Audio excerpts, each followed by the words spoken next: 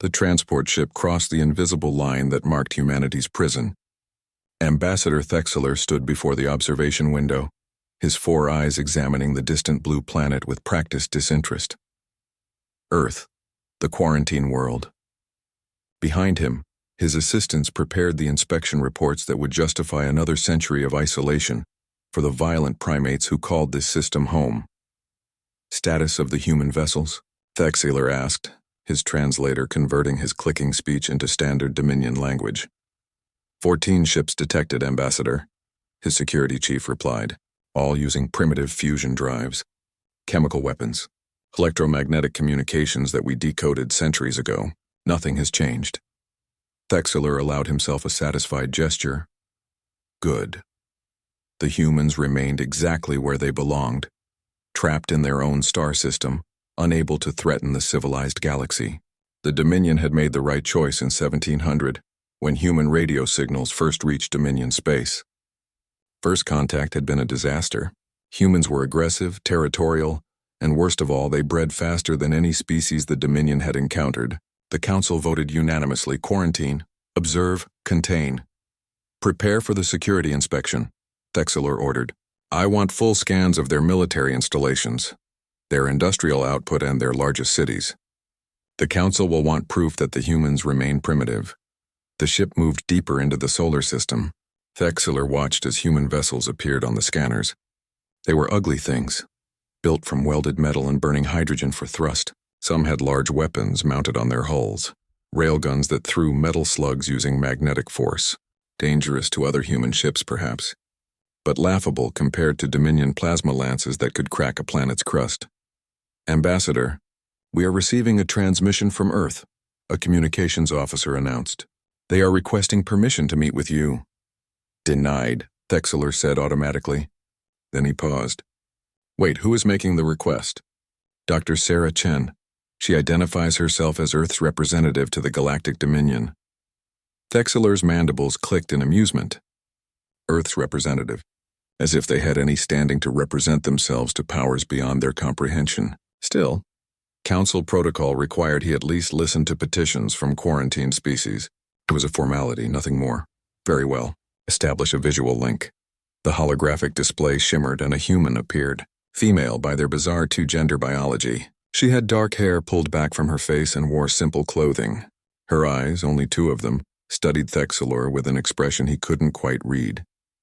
Ambassador Thexler, Sarah said, her voice calm and clear. Thank you for accepting my transmission. I am here to formally request an end to the quarantine of Earth and an invitation to join the Galactic Dominion as equal members. Thexler laughed, a sound that came out as a series of high-pitched whistles. His staff joined in. Equal members. The humans had no idea how far behind they truly were. Dr. Chen, Thexler said once he composed himself, the Dominion appreciates your enthusiasm, but you must understand your position. Your species has not achieved faster than light travel. Your computers are barely capable of basic calculations. Your weapons are crude. Your understanding of physics is limited to 3 dimensions. You are, by every measure, a primitive species. Sarah's expression didn't change. She simply nodded slowly as if considering his words. I see, so our request is denied? Of course it is denied, Thexler said, waving one of his 6 limbs dismissively. The quarantine will remain in place for your own protection. The galaxy is dangerous, Dr. Chen. There are species out there who would exterminate humanity without a second thought. The Dominion's quarantine keeps you safe. Safe, Sarah repeated. That's an interesting choice of words. It is the truth, Thexler insisted. Perhaps in another 1,000 years, when your species has matured and your technology has advanced, we can revisit this conversation. Until then, accept that wiser beings have made this decision for your benefit. Sarah was quiet for a moment. Then something strange happened. She smiled. It wasn't a friendly smile. It was the kind of smile that made Thexler's skin prickle with an instinct he thought his species had evolved beyond. The instinct that warned of predators. I understand, Ambassador, Sarah said softly. Thank you for making your position clear. We appreciate your honesty. The transmission ended. Thexler stared at the empty holographic space where the human had been. His security chief approached, concern evident in the pattern of his scales. Ambassador, did something about that conversation disturb you? Thexler considered the question. Yes, something had disturbed him. The human's confidence, the way she had smiled. The complete lack of disappointment or anger when he denied her request. It was as if she had expected his answer. As if she had wanted it. Run deep scans, Thexler ordered. I want to know everything about Dr. Sarah Chen. Her background, her education, her connections within human government. Yes, Ambassador.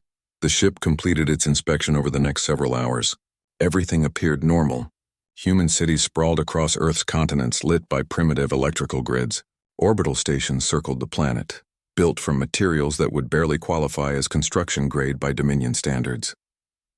The Moon had several mining colonies, their operations visible even from this distance. Mars had 3 small settlements connected by surface vehicles that crawled across the red dust. All of it was exactly what Thexler expected to see. All of it confirmed that humans remained trapped at the technological level of a juvenile species. And yet he couldn't shake the feeling that something was wrong.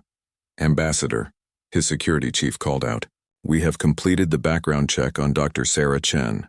Report. She is a physicist specializing in what humans call quantum mechanics. She has published extensively in human scientific journals. She holds advanced degrees from several of their educational institutions and... The security chief hesitated. And what? She has held her position as Earth's representative for 47 years, Ambassador.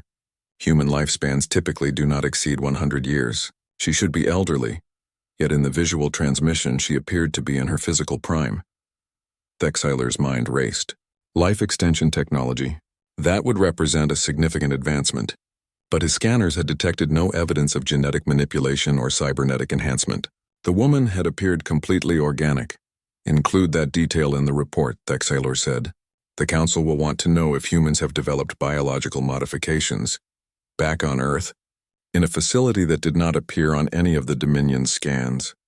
Sarah Chen stood before a massive display showing the departing Dominion ship. Around her, hundreds of people worked at stations that should not have existed according to every law of physics the Dominion understood.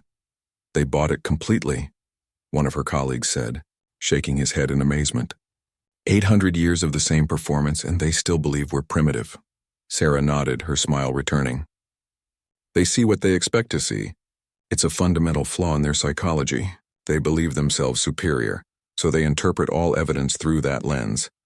She turned to face the room. Send the message. Tell them Phase 2 is approved. It's time to stop pretending. Her fingers moved across a control surface that existed in more dimensions than human eyes could perceive. The message went out, encoded in a form of communication that the Dominion had never detected because they didn't know such communication was possible.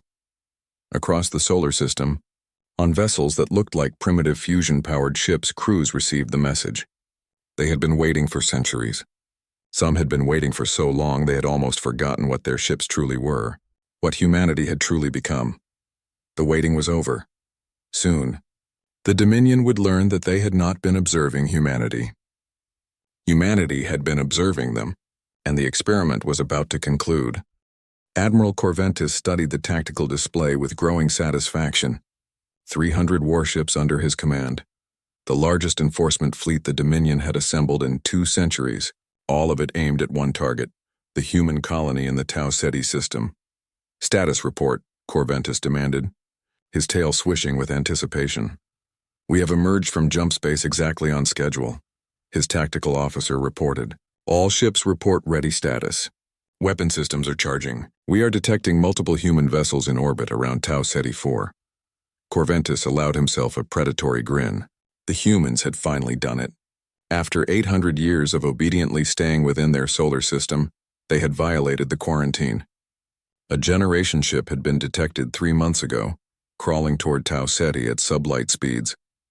It had taken them 40 years to make the journey, but they had made it. And now they would learn why the quarantine existed. The Council had been clear in their orders. Destroy the colony. Destroy the generation ship. Leave no survivors. Make an example that would terrify the humans into compliance for another millennium. Corventis had volunteered for this mission. He had read the history files about humanity's violence, their endless wars, their inability to cooperate even with their own species. The galaxy would be safer with them contained. Visual on the human vessels, the tactical officer announced. The main display showed 3 large ships in orbit around the green and blue planet.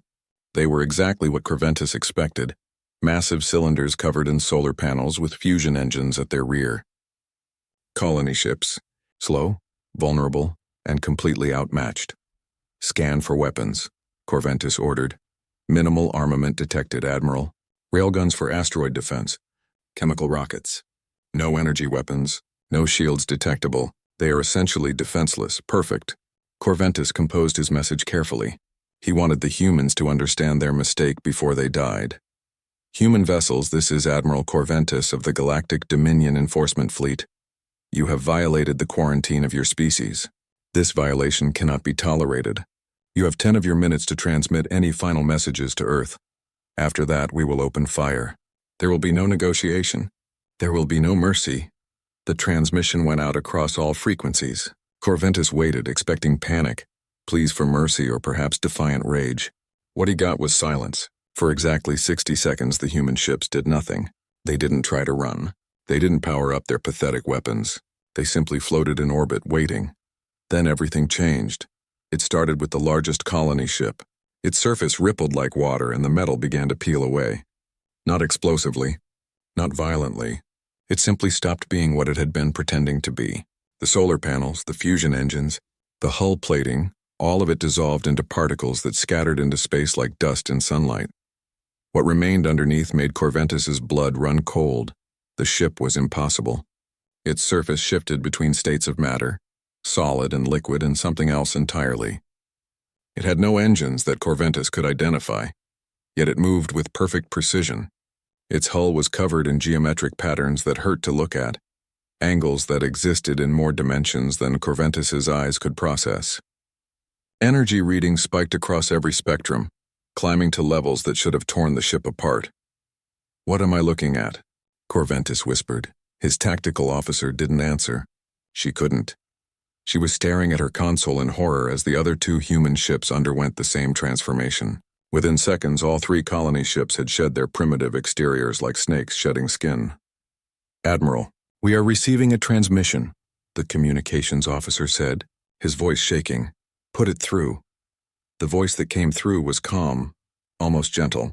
It belonged to Dr. Sarah Chen, though Corventus had no way of knowing that. "Admiral Corventus, we need to have a conversation. You came here to destroy us because we violated your quarantine, but you never had a quarantine. You had an observation post. For 847 years you have been watching us. You thought you were studying a primitive species. You were wrong. What are you?" Corventus demanded, his voice cracking. "We are human," Sarah replied. "We have always been human. But we are not what you think we are. We have not been primitive for a very long time, Admiral. We have been studying you." One of the human ships moved. It didn't accelerate. It didn't fire engines.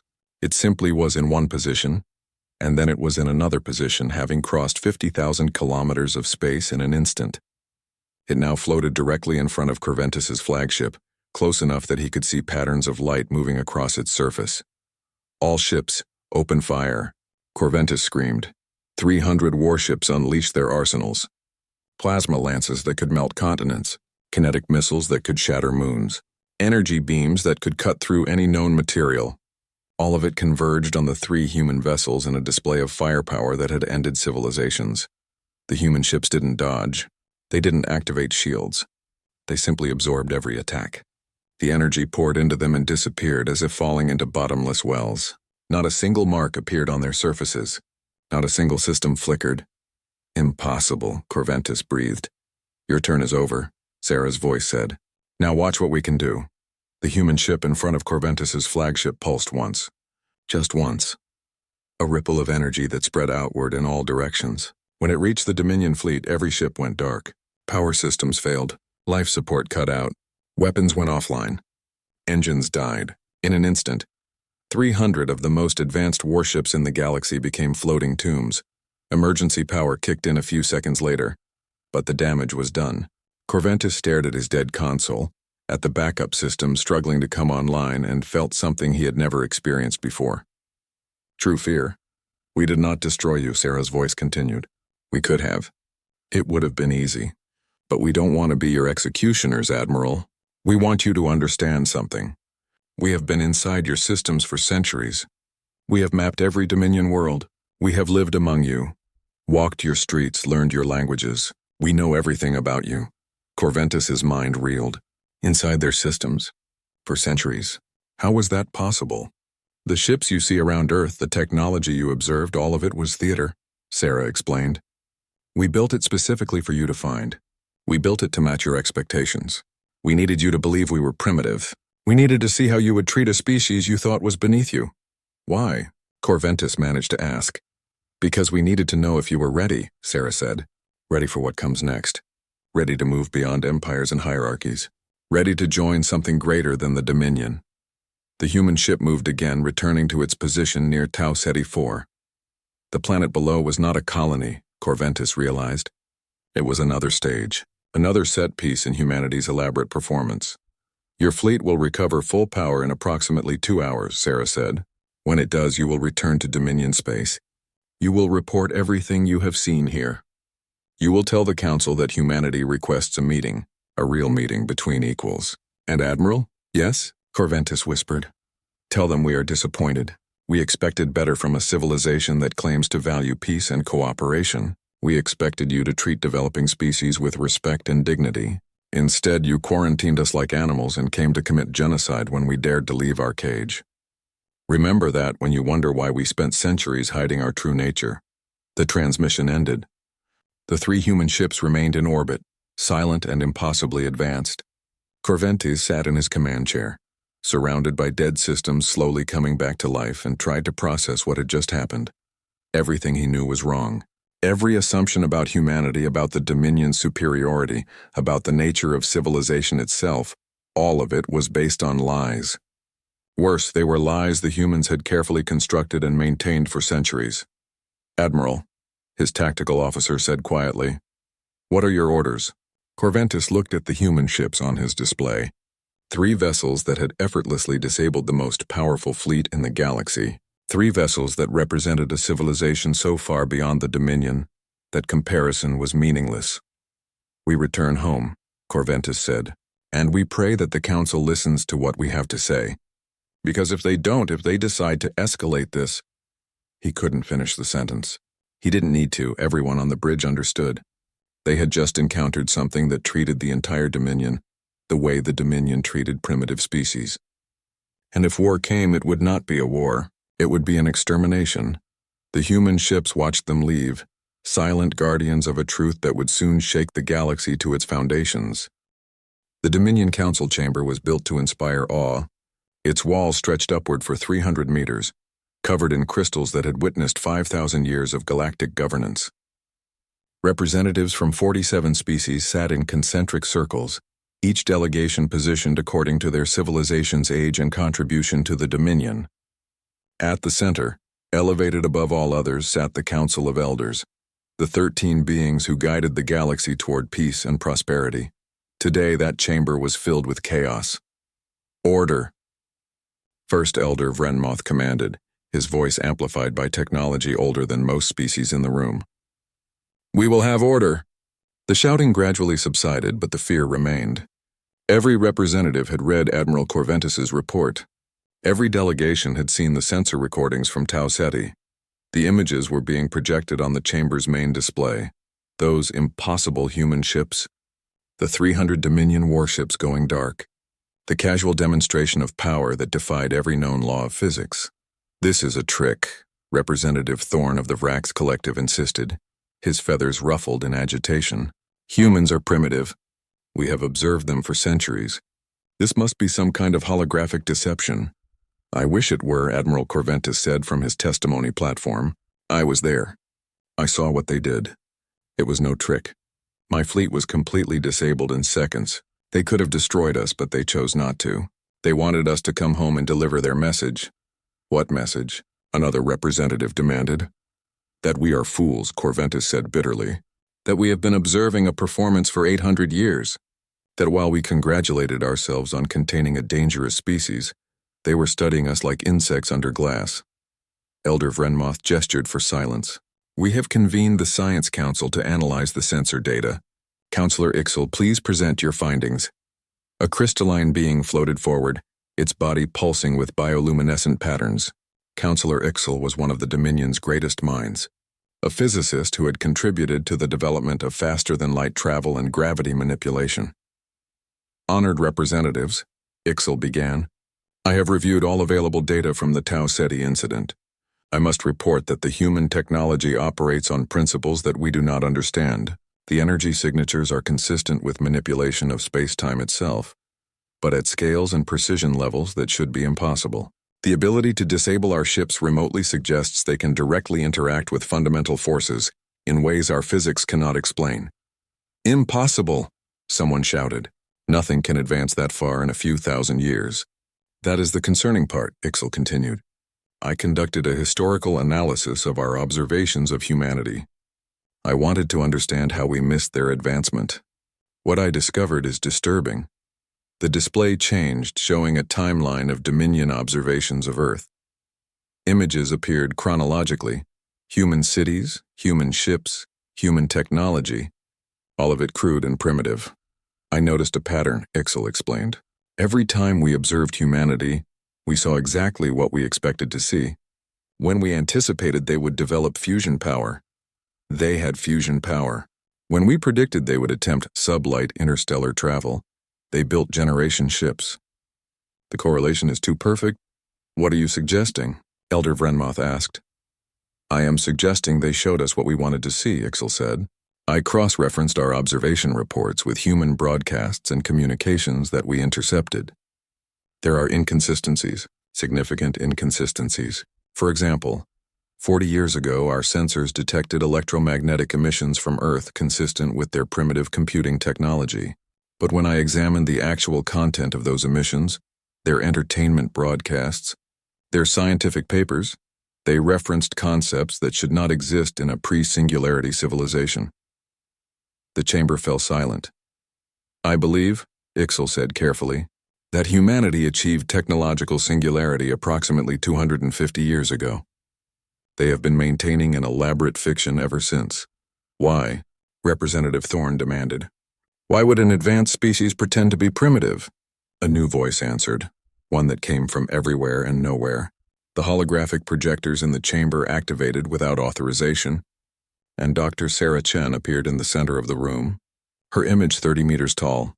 Because we wanted to understand you before revealing ourselves, Sarah said.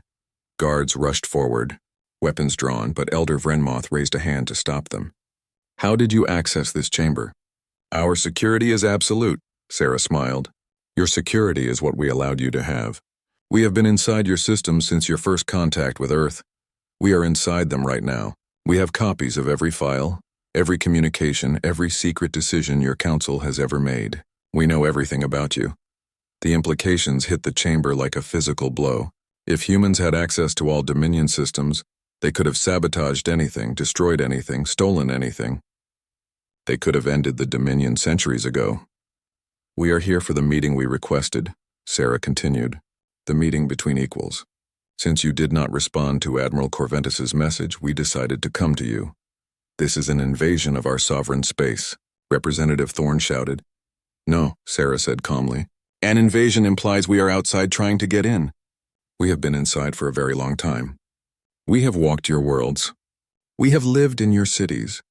The waiter who served you breakfast this morning, Elder Vrenmoth? Human. The engineer who maintains your ship's engines, Representative Thorne? Human. 1 out of every 1,000 beings in Dominion space is human. We are everywhere. The chamber erupted in panic. Representatives jumped from their seats, some reaching for weapons, others screaming into communicators. The council guards moved to surround the elders, but their actions seemed futile. If humans were everywhere, if they had been infiltrating for centuries, then every guard could be one of them. Every representative, every elder. Peace, Sarah said, and her voice cut through the chaos like a blade. We have not come to harm you.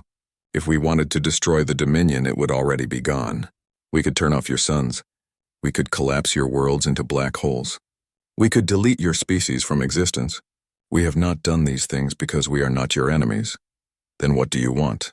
Elder Vrenmoth asked, his voice steady despite the fear in his eyes. We want you to be better, Sarah said. For 800 years we watched you. We saw how you treat species you consider primitive. You quarantine them. You study them like animals. You deny them agency and freedom. When we dared to leave our system, something we have actually been capable of doing for centuries, you sent a fleet to commit genocide, 300 warships to destroy a colony of unarmed civilians. You were a threat, Thorn protested weakly. We were an excuse, Sarah corrected. An excuse to demonstrate your power. An excuse to remind the galaxy who rules it. The Dominion is not a democracy, representatives.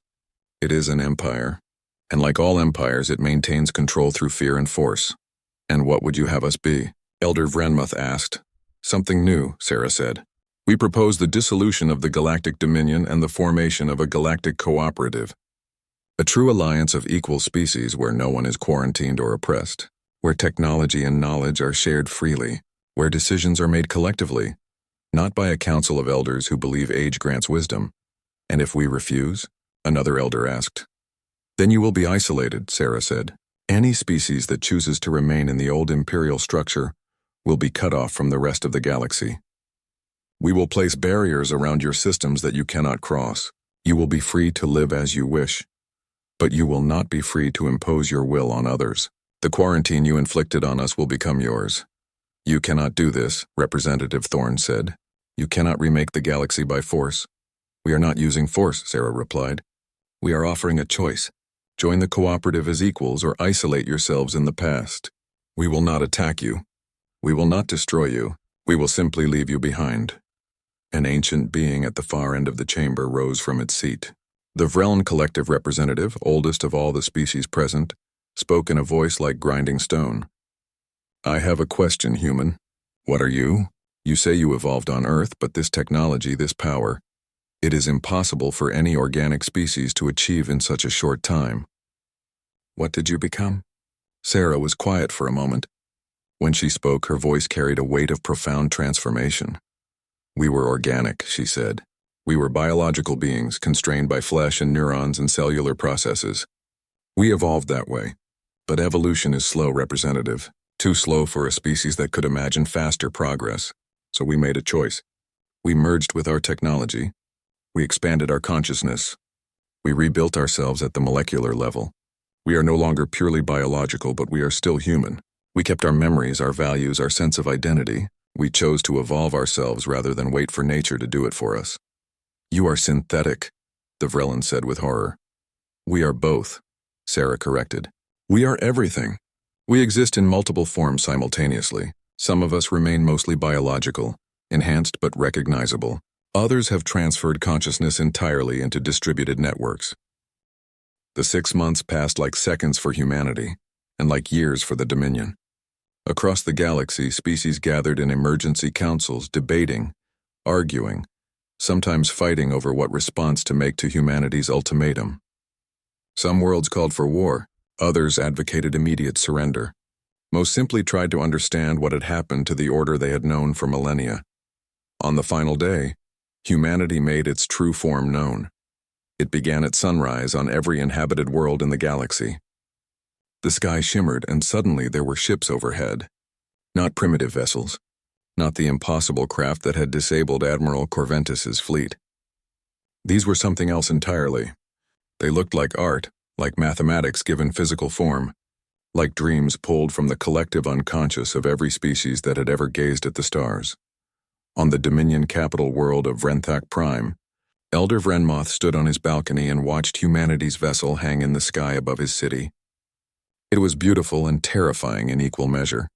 Parts of it existed in visible light, while other parts seemed to slip into dimensions his eyes couldn't follow. It made no sound. It disturbed no air. It simply was.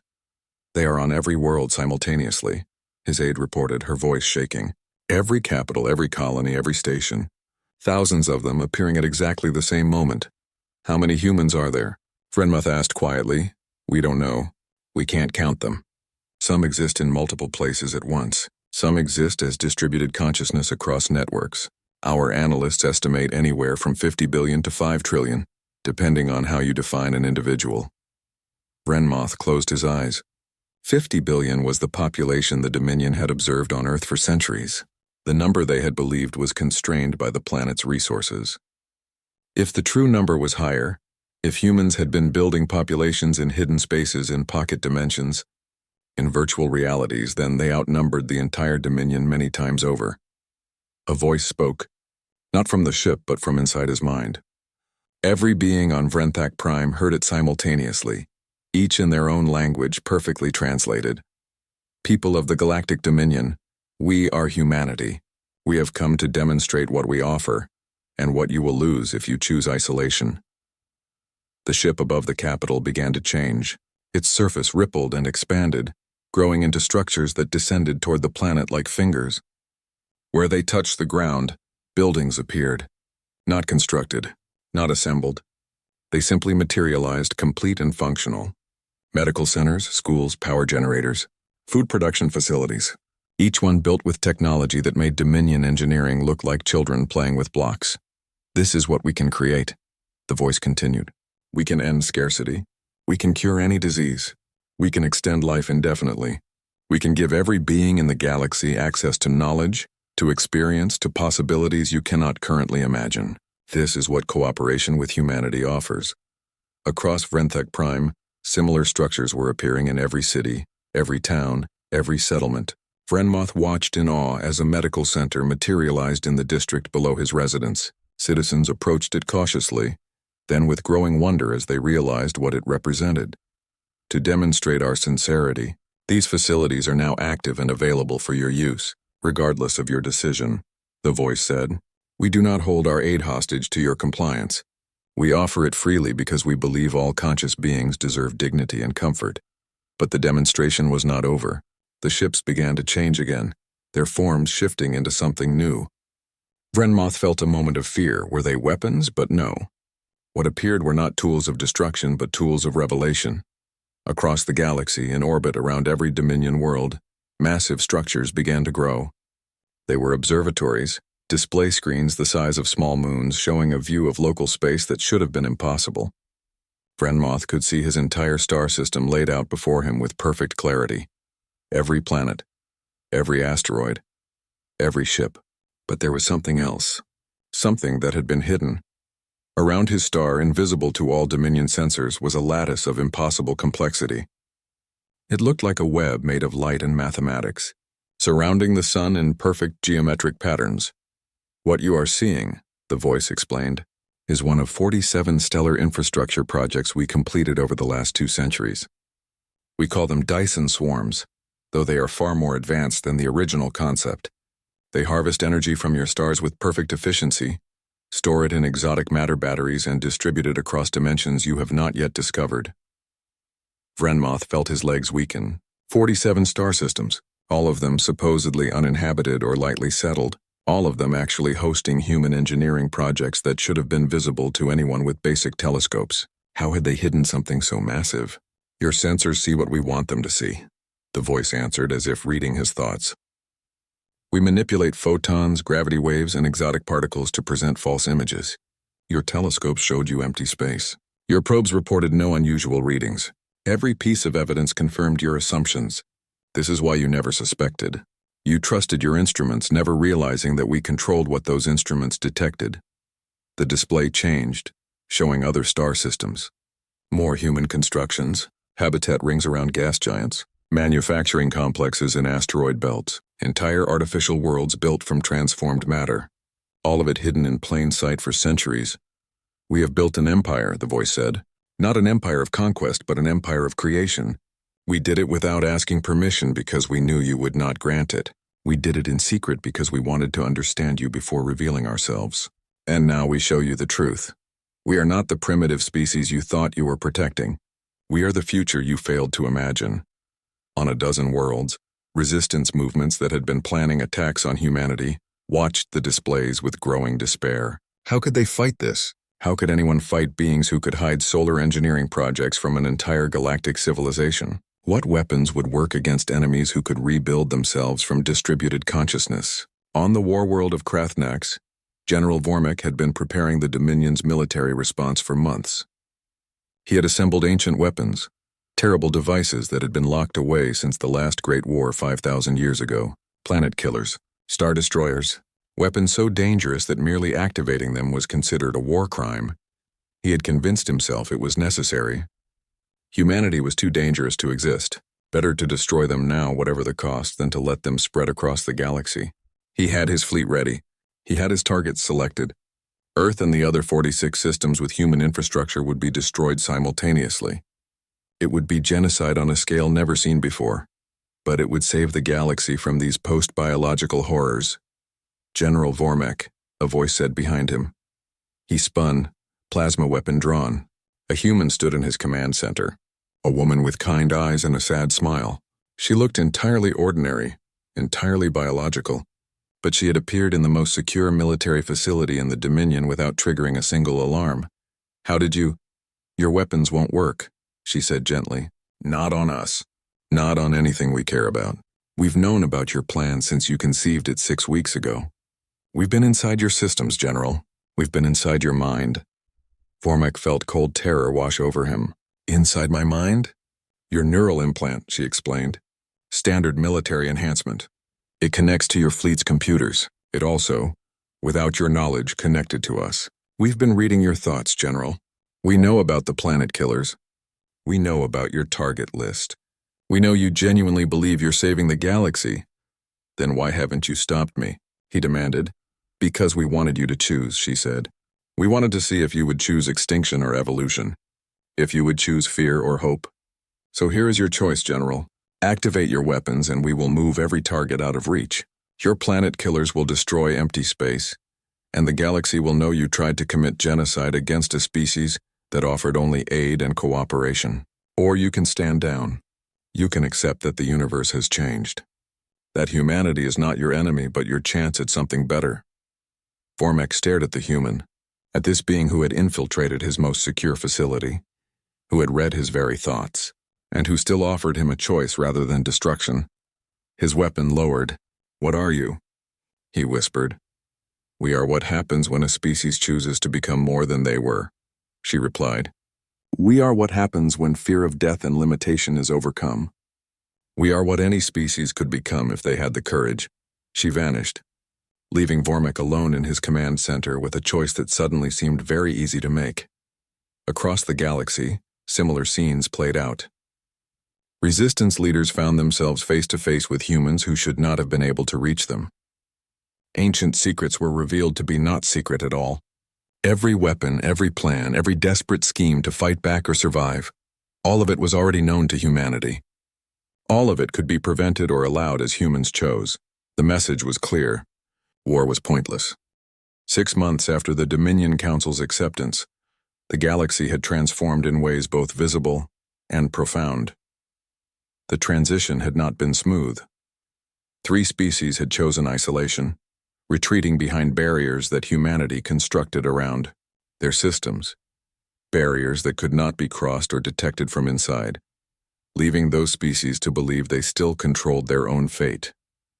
12 other species had joined humanity's cooperative immediately, eager to access the technology and knowledge being offered.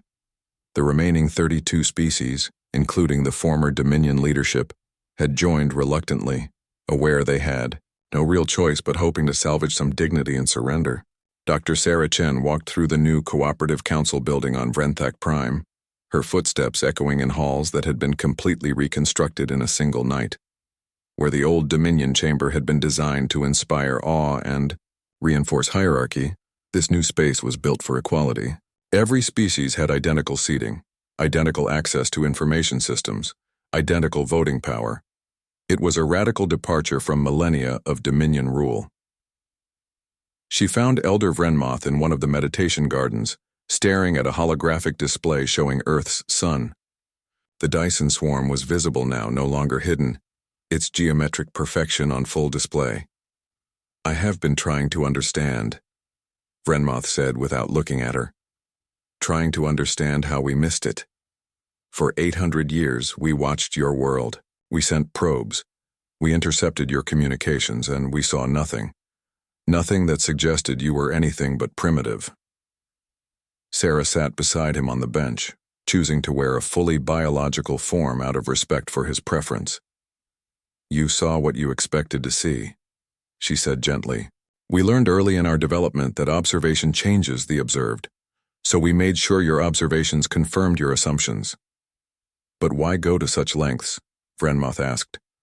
Why not simply reveal yourselves immediately after achieving advanced technology? Why the centuries of deception? Because first contact left scars, Sarah explained.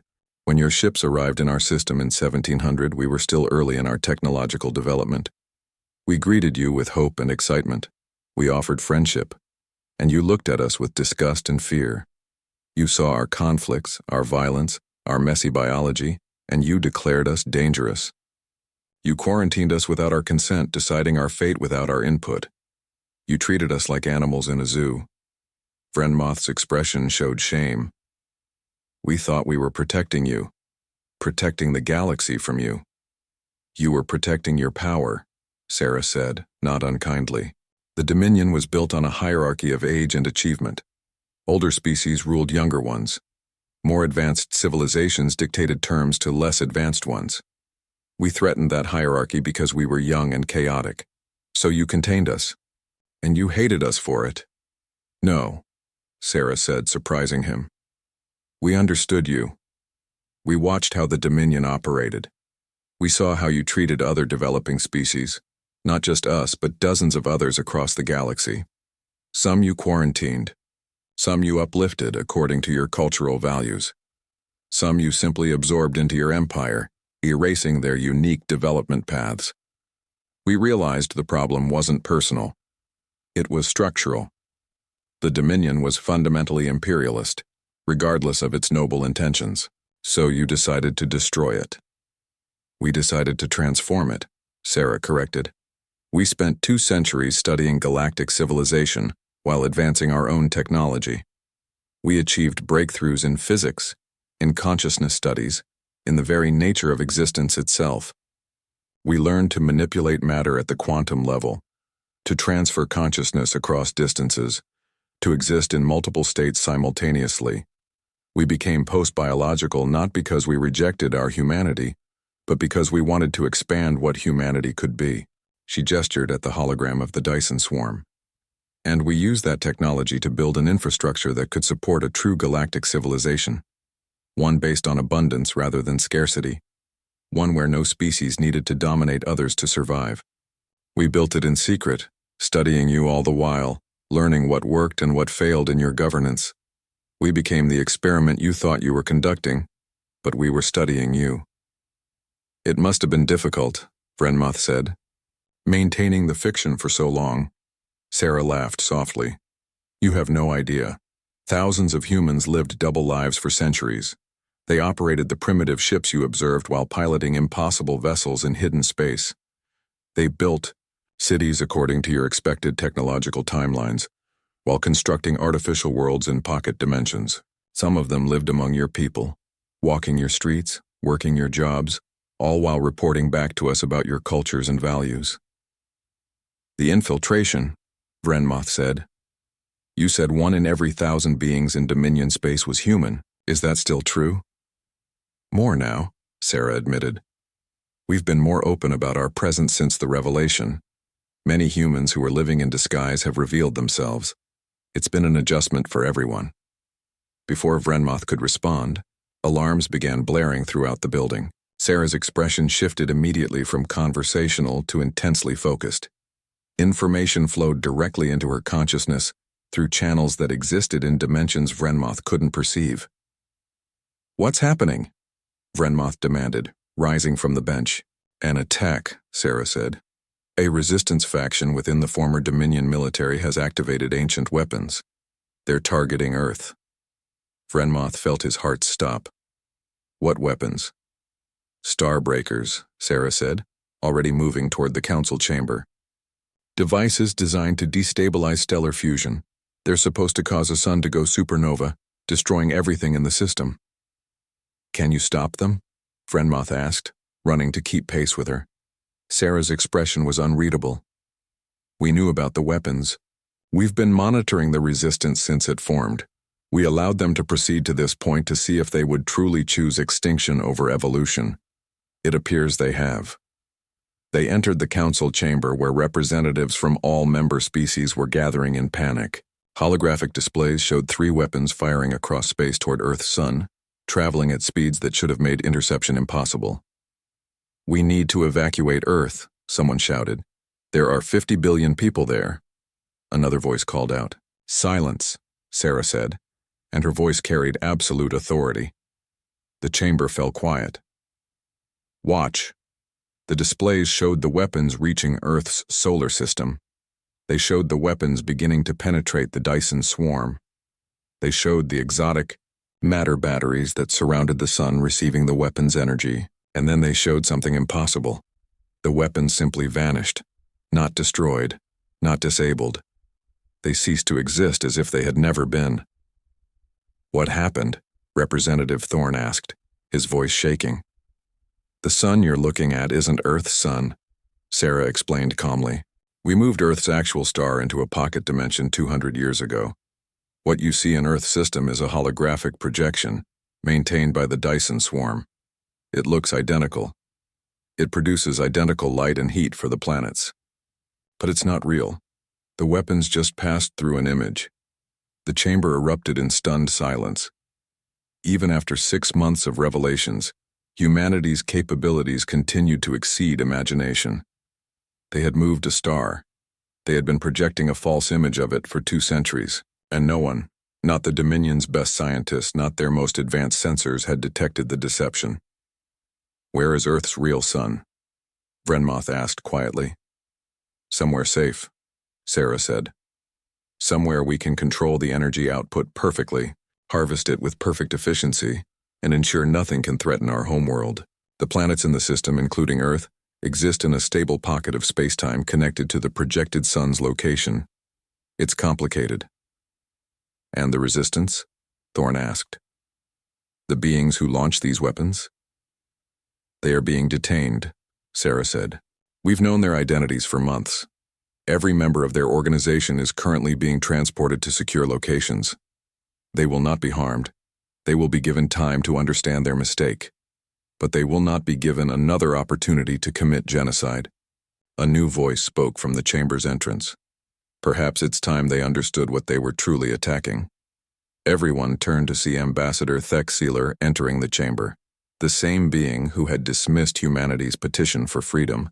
6 months ago now served as the Cooperative's ambassador to the isolated species, working to convince them to rejoin galactic civilization. "What do you mean?" Sarah asked. Thexeler approached the central display and manipulated the controls. The view changed, zooming out from Earth's system to show the Milky Way galaxy, then further out to show the local galactic cluster. And there, at the edge of visible space, something was moving. It was vast beyond comprehension. It made the Dominion's empire look like a single city. It made humanity's hidden infrastructure look like scattered toys. It was a wave of something, matter, energy, consciousness, all of the above, moving through intergalactic space toward their galaxy. "We detected it 3 weeks ago," Thexeler said. "At first we thought it was a natural phenomenon, but the course is too directed. The composition is too organized, it's artificial, and it's heading toward us."